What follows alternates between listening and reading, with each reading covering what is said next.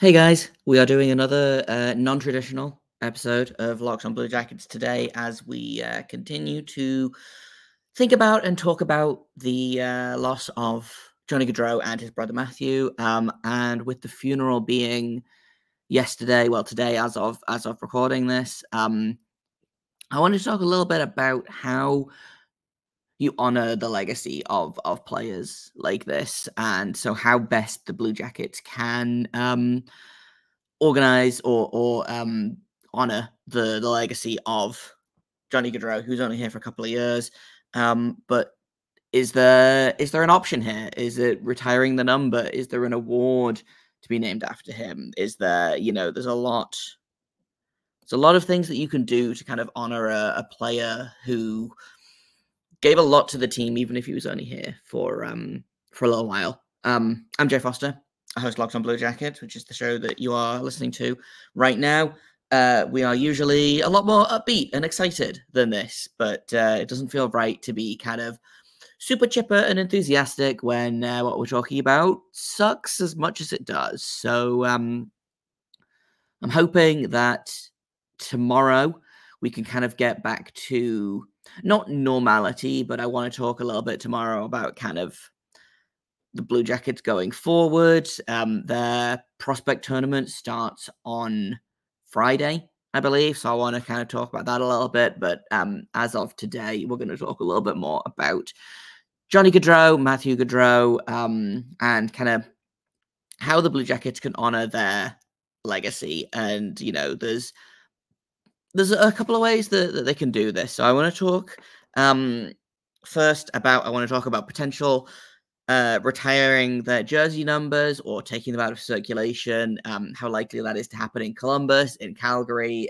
in Boston College, where the brothers played together. I want to talk about a couple of options for trophies that could be renamed after them, either college trophies, NHL trophies, or like Blue Jacket specific trophies. And then I want to kind of finish off with talking about an idea that a very good friend of mine had, kind of borrowing from her experience with New Zealand ice hockey and Australian ice hockey leagues, and kind of we do a similar thing here in the UK as well. So I want to kind of finish off talking about that, which I think is honestly my favorite option, if potentially the most unlikely. So let's talk about jersey retirements, because I know there was a lot of talk about what do you do with the number 13 this season? Like, I know obviously in Montreal, Cole Caulfield has changed his number from I believe he wore 22 to 13 to honor Gaudreau, to honor a player that inspired him, a player that he got to play with this summer at World Championships. But what do you do in Columbus? Like, I think it's highly likely that Calgary retires his number. He was there for a long time, did a lot of really, really great things for that team, was one of the greatest Flames to ever do it, quite honestly. Certainly, in my opinion, the greatest Flame since Jerome McGinley. We talked about this a little bit kind of in last week's episode, he was that player that people on other teams loved. And I think he was even more beloved by like the fans of the teams that he played for. So I think Calgary is going to retire 13. I have no like confirmation or any kind of thought, like anything beyond rumors, but like I would be very surprised if anyone in Calgary ever wears the number 13 again. It gets a little bit trickier in Columbus, so we'll talk about that in kind of a second here, because again, there's a couple of things that they could do, a couple of things that I'm potentially expecting them to do.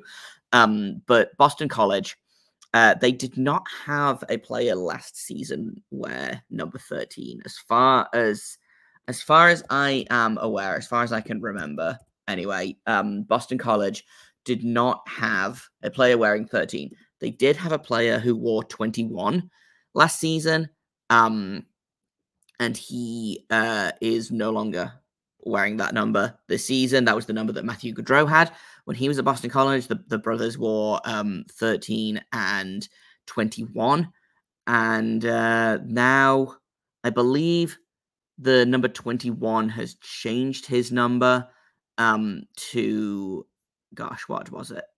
It's Oscar Jelvik wore it last season. This season he's going to be wearing number 15, so no 21. And I know, Johnny Gaudreau was kind of out there. He said, "No, I don't want my number retired. I want people to be able to wear my number, especially at Boston College, where I feel like numbers in college get retired a lot less frequently than in the NHL." But no one was wearing 13 last season, and we'll see what happens there. But if I suspect that we'll see someone. We won't see anyone wearing 13 in Boston College. Oh, excuse me, someone was wearing 13. It was Jack Malone wore 13 last season. I was looking at the wrong year. He has turned pro now. He's with the Utica Comets. The year before that, I believe Nikita Nesterenko wore 13 as well. So I don't think anyone's going to wear 13 at Boston College again. I don't think anyone's going to wear 21 at Boston College again. I'll be very, very surprised. Columbus is kind of a bit of a trickier one in terms of 13, because he was here for 2 seasons, and obviously he had a big impact on the team. But is his number, do you retire that number? I suspect is that probably what's going to happen is they'll kind of unofficially take it out of circulation of it's not retired, it's not in the rafters. But if someone comes in and wants to wear 13, I suspect the team will say, actually, we'd quite like it if you picked a different number, And I'm okay with that. I would be okay with if they retired it as well. I don't think it's likely to happen. Of course, I might be wrong. The Flames are in Columbus on November 28th or 29th, I want to say. It's Black Friday. They are there, and that will be the first time the 2 teams face off against each other. So again, it could be a case of they hang the jersey in the rafters that night. We'll find out kind of as hockey continues to move on and as kind of the Blue Jackets organization starts to get back to as close to normality as you can kind of get after something like this happens. I've seen a couple of other options, and again, I talked about this a little bit in the last episode, I think. But obviously, Kent Johnson wore 13 before Gaudreau got here. I remember there was a really great story about, I think it was literally the day after free agency. He was on the podcast that Bob McElligott does. And they basically said, hey, Kent Johnson's already given up 13. And Johnny Gaudreau was like, oh, no, I don't need that. I don't need him to do that. Maybe I'll take a different number. And I think Kent Johnson essentially was like, no, it's done. I've already picked 91, which is what I'm wearing at the minute. 13 is yours. And because, Ken Johnson grew up idolizing Gaudreau. Again, I think everyone's seen his Instagram story picture by now of him as maybe 10 years old, watching Johnny Hockey play for Calgary. And, I'm pretty sure Kent Johnson grew up a Vancouver Canucks fan. He's from out in BC. But he loved Johnny Gaudreau because he was also a smaller forward. And I think, we're going to see the ripple effects of Johnny Gaudreau in this league for a long time because he's the player that people point at. Smaller players are always like, well, Johnny Gaudreau did it, so I can do it, And we see that a lot. And I think we're going to see that more kind of as the years go by. So does Kent Johnson take 13 back to kind of honor Gaudreau and to keep his number kind of alive? Because that's the other thing. I understand kind of retiring the number and honoring the legacy, but I wonder if, and especially in Johnny Gaudreau's case, he inspired so many people, so many smaller forwards, and so many people on the Blue Jackets. Again, Cole Sillinger was an Oilers fan growing up, and then he saw Johnny Gaudreau and was like, oh, actually, I'm an Oilers fan, and I'm also a Gaudreau fan. There's a really great picture of him as a kid wearing a Gaudreau jersey. There was a lot of players on this team that grew up watching him play and loved to watch him play. Do they honor that by keeping the number alive and letting 13, whether it's Ken Johnson, whether it's someone else, letting that number stay alive and letting them kind of keep his legacy alive that way? it's a similar way to Carl Caulfield taking 13. Pierre-Luc Dubois wears number 80 now. He wore 18 before, I believe, but Matisse Kivlenix passed away. Dubois was no longer with the Blue Jackets at that point, I believe. My timelines are kind of messed up. But he changed his number to 80, which is what Kivlenix wore, and he still wears that today, 3 teams later. So is it something like that? You keep the number alive and you say, well, Gaudreau never got to lift the cup in his 13 jersey, so I'm going to try and win the cup, and I'll be wearing my 13 jersey, and that'll be for Johnny as well. So does Kent Johnson take it? I saw someone suggesting that maybe they give it to Sean Monahan, who, they brought him in to play with Gaudreau. They are best friends. There was... I didn't watch all of the funeral service that happened yesterday. The bits I did see were extremely emotional and moving.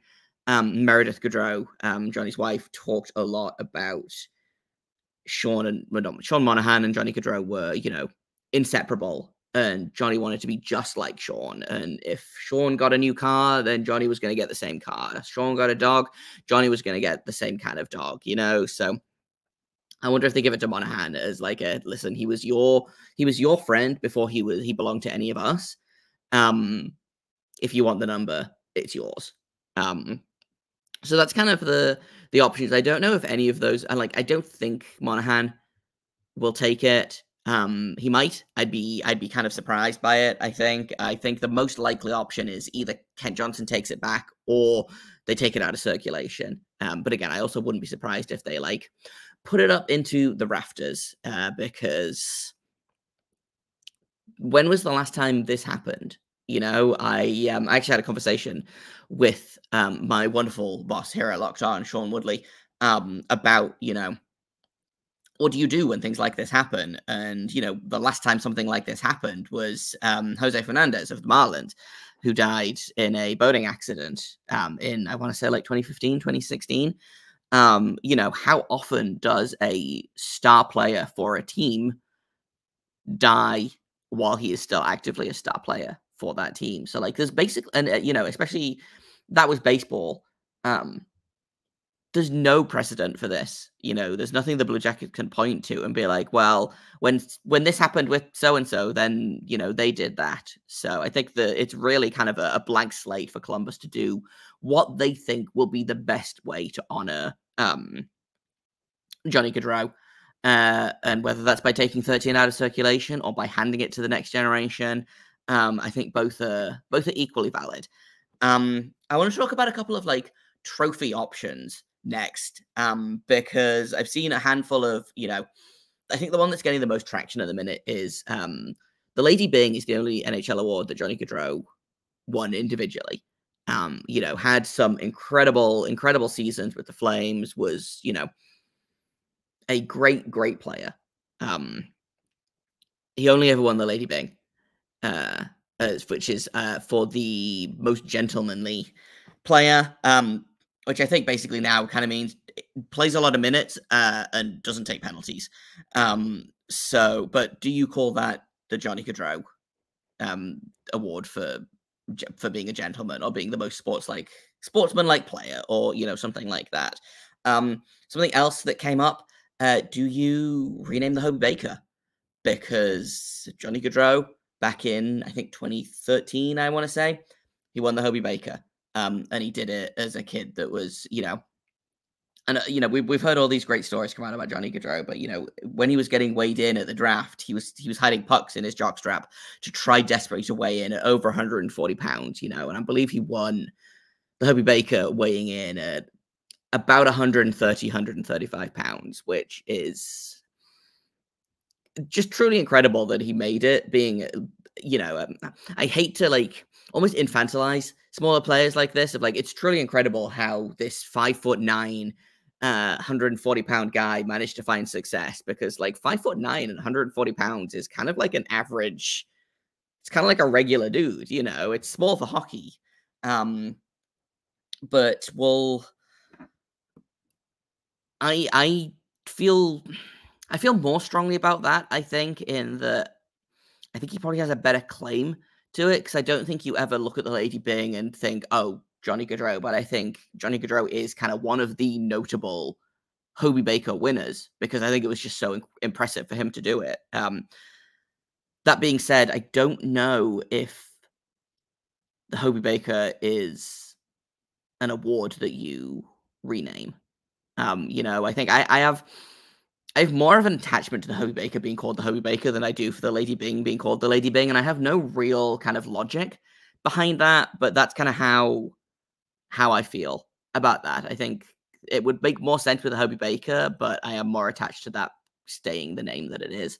Another option, kind of just internally in the Blue Jackets organization, they have the Stinger Cup, which is handed out every prospect camp, or like every like post draft camp. They bring all of the just drafted kids, all of the prospects in, split them up into 2 teams, and then at the end of the camp they have a scrimmage, and then the winner of that scrimmage wins the Stinger Cup, which, as far as I can tell, is just like a regular old trophy with a like plush toy of Stinger like zip tied to the top of it.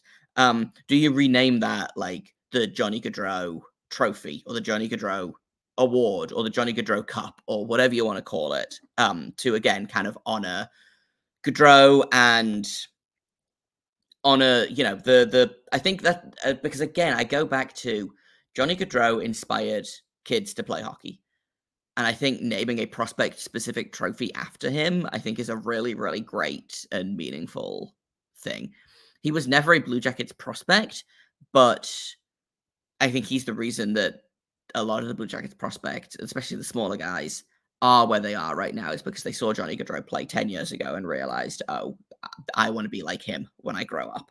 I have one more thing that I kind of want to talk about, and I want to give credit to, let me just look up and double check the Twitter handle for this. So at Goodbye Puck Pie, who is one of my very, very good friends, made a suggestion about what the Blue Jackets and what the Flames could do specifically to honor Johnny Gaudreau. So I'm just going to read direct from Claire's Twitter. I don't know if this is as common a thing in North American sport, but here's my thought on a way to honor/remember Johnny Gaudreau. A challenge trophy that passes between the Flames and the Blue Jackets only. The winner of the game holds it until the next game. It's a concept that means there's something special on the line each time. It's a nice way of honoring his memory, and since they're in different conferences, it's a rare enough event that it doesn't dilute the feeling or importance of it. The New Zealand Ice Hockey League does something similar. They have a trophy to honor player. New Zealand Rugby has the Ranfurly Shield and the Bledisloe, excuse me. I think it's something that could translate really meaningfully. I really, really loved this idea when I saw it. So again, challenge cups here, I think, but we mostly use them as like a rivalry cup. So, like having a trophy for the winner of the Battle of Alberta, for example, or having a trophy for the winner between like the 3 California teams. And it's kind of like a rivalry cup, but sometimes they have become like memorial cups. And I really love the idea of a Johnny Gaudreau memorial trophy that, like Claire says, the Blue Jackets win the game, they get to keep the trophy, and they keep it until the next time these 2 teams play, and then whoever wins the game gets the trophy, and it just gets passed back and forth between the 2 teams, depending on who wins it. The Blue Jackets and Flames only play twice a season, and I think if it ever happens that they meet in the playoffs in the Stanley Cup final, like, that just feels really, really meaningful to me. So, like, I think that's my favorite of all of these options. And I have been thinking about it since I saw Claire tweet about it on Friday or Saturday, I believe it was, because it feels like such a good idea. It's low. It's like, it's not a big deal, but it means a lot to these 2 teams. It connects the 2 teams, and it means that both teams can kind of do something together to honor Johnny Gaudreau. So that's kind of how I feel about that. I don't dislike any of the other options. I don't think there's like a bad way to honor a player like this. Like I said, there's no precedent here, really. Like you think of for example, like Kobe Bryant is a name that has kind of come up in the past week or so of rocking the sports world in a similar way, but he was retired when he passed. You know, um, Johnny Gaudreau was still playing. He still arguably had some of his best hockey ahead of him. How do you reconcile that? How do you honor his memory in the best way that you can possibly honor him? And so, I know that he talked about how he doesn't want his jersey retired in Boston College. I think he wants people to continue to be able to play hockey in Boston College and wear his number, because why wouldn't you? I think there's a real kind of almost honor in itself of, wearing a number that or someone else wearing a number that you popularized on that team. Like he was number 13 for Boston College. He was number 13 for the Calgary Flames. I think there's really something to kind of standing up and saying, well, I'm wearing Johnny Gaudreau's number, and that's how we're going to keep his memory alive. So, like, the more I think about it, the more I think that it probably will go in the rafters in Calgary, but I would love to see it stay in circulation in Columbus.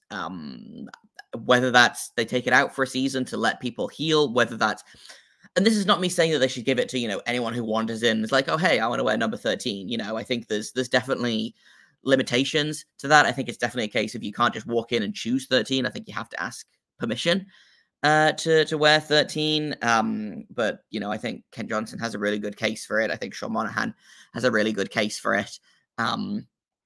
And even potentially, someone like Cole Sillinger, who I thought spoke extremely emotionally and eloquently at the candlelit vigil that they had at Nationwide Arena on, I want to say, Wednesday night.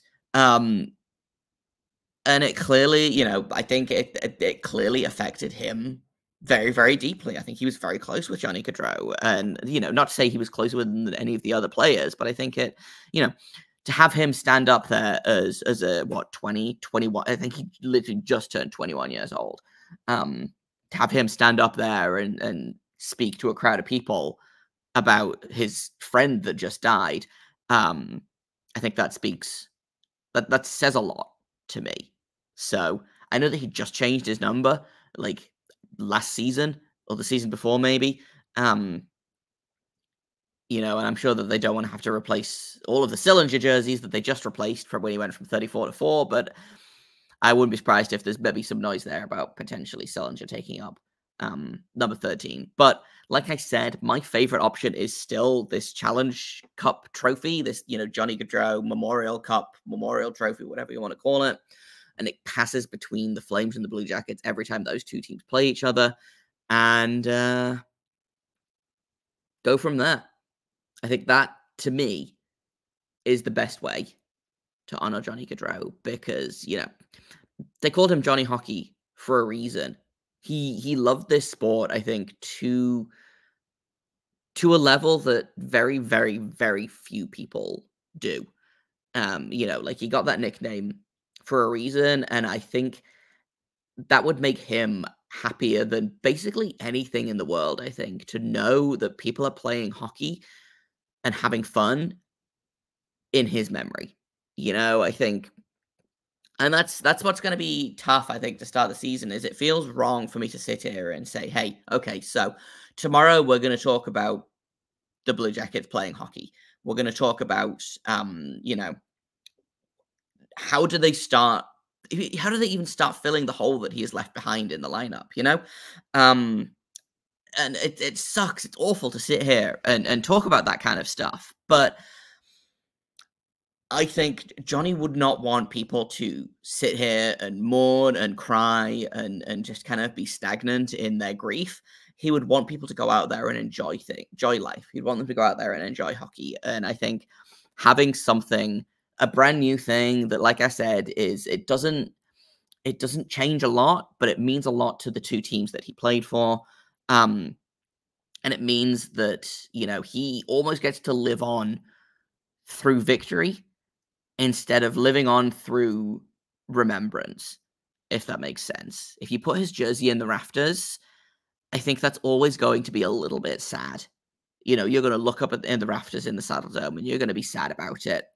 If you win the Johnny Hockey Memorial Trophy and you get to take that with you on the road and you keep that for 6 months or however long it is until you next play the Flames or the Blue Jackets, like that to me feels like a really great kind of joy that I think he would really, really love. So I want to shout out Claire at Goodbye Puck Pie for that idea.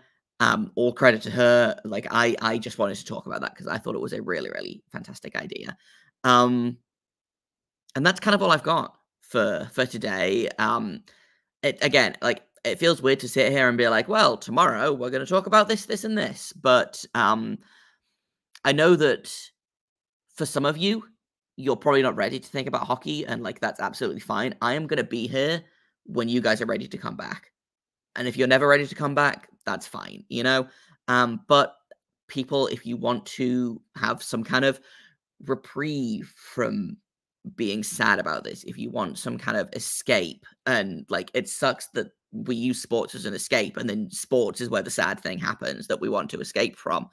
But I'm going to be here Monday through Friday. I'm going to be talking about the Blue Jackets. We're going to be remembering Johnny Gaudreau. And it's going to be a difficult season, I think, for the players, for the fans, for people watching, like for his friends, his family, for everyone. I've lost count of the people who say, I'm a fan of this team, but I'm rooting for Columbus, or I'm a fan of this team, but I'm going to be thinking of Columbus all season long. I've lost count of the number of different fan bases that have come and said something like that to me, or I've just kind of seen it in passing or anything like that. So, like, if you are a fan of a team that's not Columbus and you have kind of stopped by this video, like, I appreciate you guys. I really, really do. All of the fans of this show, all the people that listen to this show, thank you for sticking with me. Thank you for giving me a little bit of patience as I figure out how to keep covering this team and how to keep talking about hockey when honestly sometimes that's the last thing I want to think about right now. So, I appreciate all of you guys. I'm going to leave in the comments below, I'm going to leave a link to the GoFundMe for Matthew's wife Meredith, Matthew's wife Melanie, and their son Trip.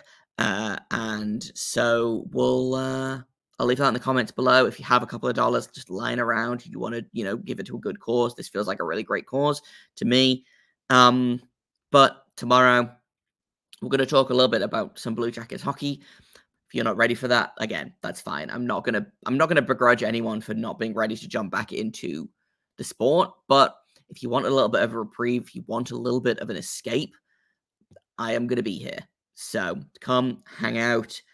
Let me know your thoughts. Like, it's okay to still be sad about this, but it's also okay to start thinking about hockey again. I know it has absolutely sucked watching every other team be like, we're so excited for prospect camp. We're so excited for the season. Hey, guess what? The Sharks play hockey this month. Hey, guess what? The Oilers play hockey this month.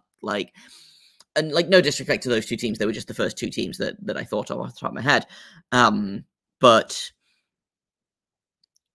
I think that this show, I think I'm going to try and I'm going to remember Johnny, obviously. We're not going to forget about him. I'm not going to, tomorrow's episode is not going to be, so here's how they replaced Johnny Gaudreau's $9 million cap hit, or however much money it was, 9.75. But we're going to talk a little bit about like how the team moves on from this, how the team takes the next step forward. And I think if that's something that you're interested in, then hey, feel free to come and stick around. If that's something that you aren't ready for yet, I get it. I really do. So thanks everyone for listening. Like I said, I will be here when you guys are ready. If you're not ready, that's absolutely fine. Look after yourselves, look after each other.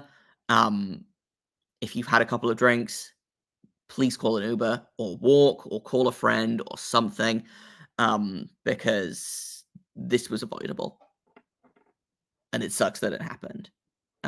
So that's what I'm going to end with, I think. Be safe out there, guys. And I'll talk to you guys in just a little bit.